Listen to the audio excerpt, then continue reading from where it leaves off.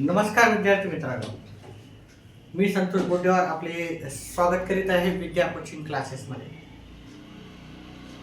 जसं की काल आपला NVS पेपर झालेला आहे 28 डिसेंबर 2025 रोजी.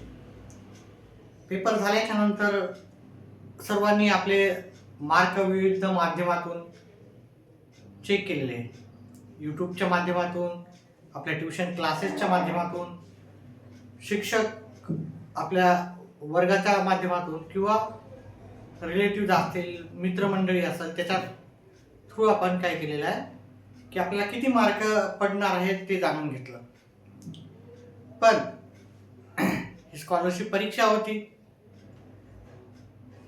आणि आपल्याला या स्कॉलरशिप परीक्षेमध्ये फक्त पास होऊनच चालत नाही, तर आपल्याला स्कॉलरशिप मिळणार आहे का याकडे सर्वांचं लक्ष आहे. आपल्याला स्कॉलरशिप जर भेटली तर सर्वांना माहिती आहे की स्कॉलरशिप आता 1250 रुपये दरमहा भेटणार आहे. पहिली ही स्कॉलरशिप 1000 होती, तर ती आता 1250 एवढी रक्कम तुम्हाला पुढचे 4 वर्ष म्हणजे 9वी, 10वी, 11वी, 12वी, जेणेकरून आपल्याला 12वी पर्यंत जे शिक्षण आहे ते व्यवस्थितपणे व्हावं, ते कुठेही अडथळा येऊ नये. जे पण अभ्यास विद्यार्थी आहेत, ज्यांना आणि गरीब घरांचे विद्यार्थी, गरीब घरातले अभ्यास विद्यार्थी, त्यांच्यासाठी ही शासनाने काढलेली एक खूप मोठी अशी फायनान्शियल मदत असं म्हणू शकतो. फायनान्शियल म्हणजे आर्थिक मदत त्यांना व्हावी ह्या कारणानेच ही परीक्षा राहते. त्यामुळे भरपूर जणांना ह्या स्कॉलरशिप परीक्षेमध्ये स्कॉलरशिप दिल्या जाते. पण प्रत्येक जिल्ह्यामध्ये त्याची काही कट ऑफ असते. ती कट ऑफ आपण जाणून घेऊ. पहा, 2 गोष्टीकडे लक्ष आपलं असायला हवं. एक पासिंग मार्क राहतं आणि एक कट ऑफ असते. पासिंग मार्क तुम्हाला किती लागणार आहे ते पण सांगणार आहे आणि कट ऑफ काय राहणार आहे ते पण सांगणार आहे. आणि जे मुलं पास झाले त्या सर्वांना मग स्कॉलरशिप भेटते का?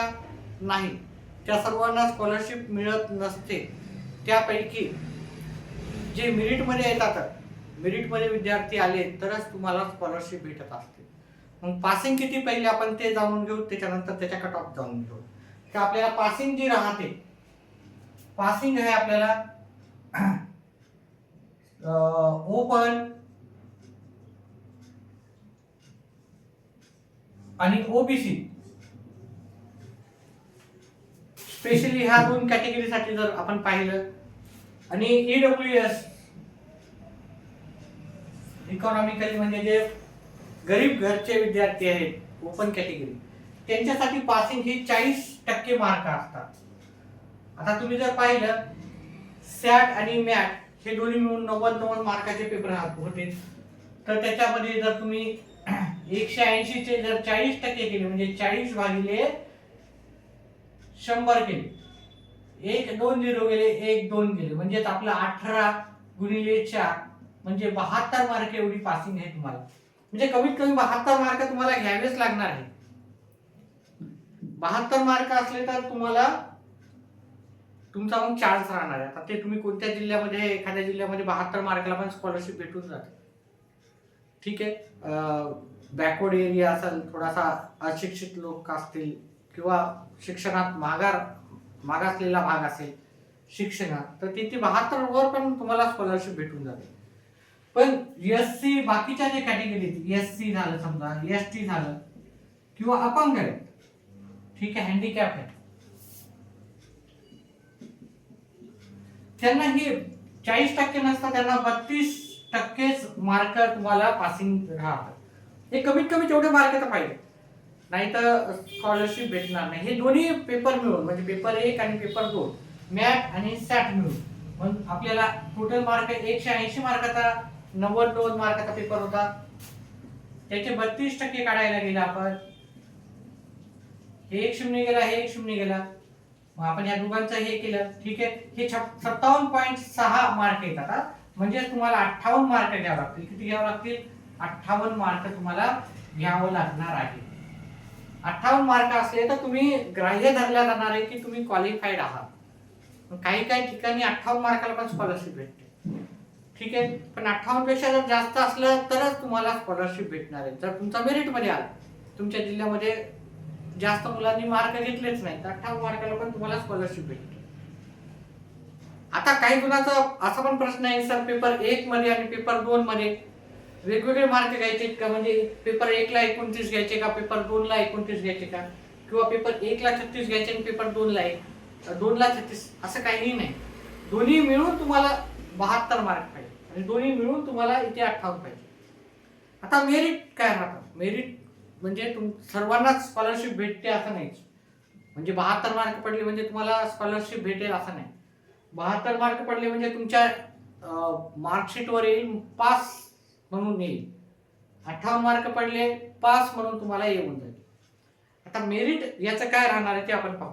आता मी छोट्या छोट्या कॅटेगरी घेत नाहीये, ठीक आहे, त्याच्यासाठी वेळ जास्त जाईल. त्याचा व्हिडिओ आपण कधीतरी नंतर करू. ठीक आहे, फक्त मेन कॅटेगरी घेऊ. ओके, NT वगैरे कॅटेगरी राहते त्या कॅटेगरीचं मी घेत नाही, कारण ABCD त्याच्यावर मी स्पेशल एक दुसरा व्हिडिओ बनवेल. आणि प्रत्येक लक्षात राहू द्या की ही जी कट ऑफ आहे ती प्रत्येक जिल्ह्याच्या आकारानं कमी जास्त होत असते. त्याच्यामुळे मी याच्यामध्ये फरक सांगणार आहे. एवढ्या मार्कात एवढ्या मार्कामध्ये तुमचा नंबर तुम्हाला स्कॉलरशिप भेटू शकते. कमीत कमी एवढी पाहिजे, जास्तीत जास्त एवढी पाहिजे. नाही तर असा गैरसमज होऊ नये, सर एवढ्याला सांगायला सर 110 ते 120 मध्ये.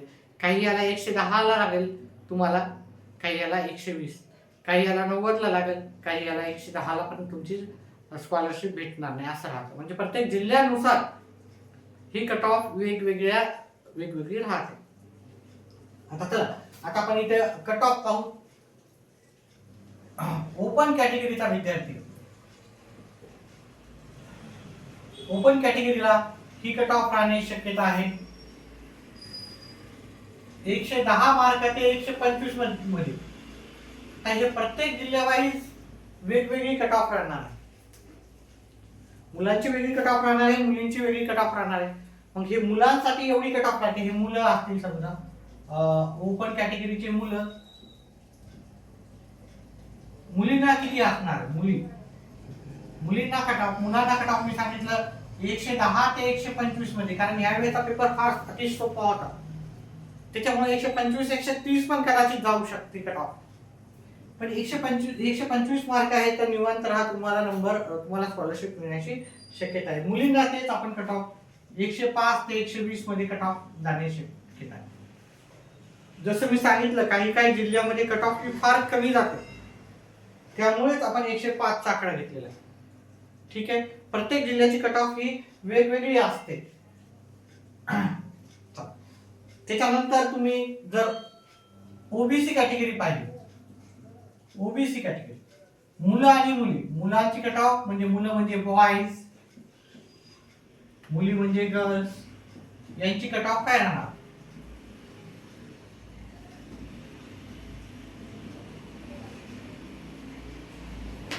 ओबीसी कॅटेगरीचे मुलं आहेत तर त्यांची कट ऑफ आपल्याला 100 मार्कापासून तर 115 मार्कापर्यंत कट ऑफ जाण्याची शक्यता असू शकते. 100 मार्क, काही जिल्ह्यामध्ये 100 मार्काला पण तुमची कट ऑफ जाऊ शकते आणि 115 पर्यंत ती कट ऑफ राहू शकते. मुलींची जी कट ऑफ आहे ती राहू शकते तुमची 100 पासूनच 110 पर्यंत ती कट ऑफ राहू शकते. ठीक आहे, 100 मार्क असेल तर चालते. आता EWS कॅटेगरीचं पाहू आपण. इकॉनॉमिकल विकर क्लास मध्ये काय राहू शकते? EWS. आता EWS चे जे कॅन्डिडेट आहे ओपन कॅटेगरी, ते आपल्याला 110 ते 120 मध्ये कट ऑफ जाताना दिसेल आणि मुलींची कट ऑफ तीच आपल्याला 105 ते 115 मध्ये कट ऑफ जाण्याची राहू शकते शक्यता. ही कट ऑफ आपला एक अंदाज आहे. ह्यामध्ये म्हणजे ह्या दोघांमध्ये डिफरन्स असा सांगतो कारण प्रत्येक जिल्ह्यावाईज ही कट ऑफ वेगवेगळी असते, त्याच्यामुळे ह्याच्यामध्ये फरक आहे. काही जिल्ह्याचं 110 असेल तर काही जिल्ह्याचं 120 ही कट ऑफ राहू शकते. आता मी मेन कॅटेगरी घेत नाही, ठीक आहे. आता मी SC एक कॅटेगरी घेतो आणि बाकीच्या उरलेल्या OBC सोडून अजून भरपूर राहतात, NT वगैरे त्याच्या कॅटेगरी राहतात,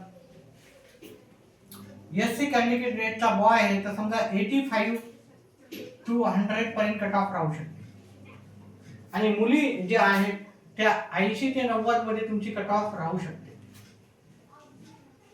ठीक आहे, एससी कॅटेगरीचे मुलं आणि मुलींची ही कट ऑफ राहू शकते. आता काही सहसा 90 मार्काला लागते, पण काही ठिकाणी ही 80च्या पण खाली जाते, 75 हे 70च्या पण खाली जाते काही काही जाते.